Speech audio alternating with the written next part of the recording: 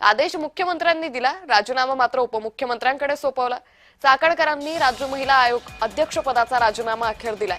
राजीनाम्यापूर्वी त्यांनी उपमुख्यमंत्री सुनेत्रा पवारांची भेटही यावेळी घेतली।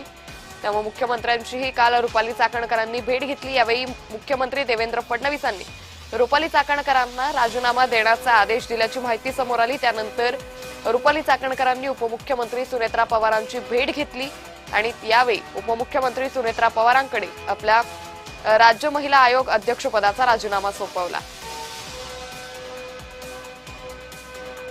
राज्य महिला आयोगाच्या अध्यक्षपदाचा राजीनामा माझ्या नेत्या आदरणीय सुनेत्रा वहिनी यांच्याकडे मी सुपूर्द केलेला आहे।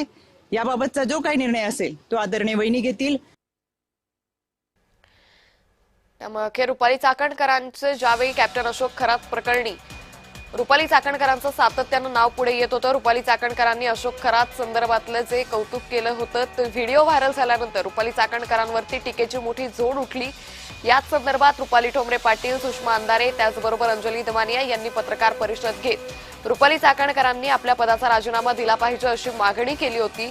त्यानंतर काल रुपाली चाकणकरांनी आपल्या राज्य महिला आयोग अध्यक्षपदाचा राजीनामा उपमुख्यमंत्री सुनेत्रा पवारांकडे सोपवला। त्यामुळे आता या सगळ्या प्रकरणानंतर रुपाली चाकणकरांना अटक झाली पाहिजे। या सगळ्या प्रकरणी रुपाली चाकणकरांना सह आरोपी करा अशी मागणीही राजकीय वर्तुळातून केली जाते।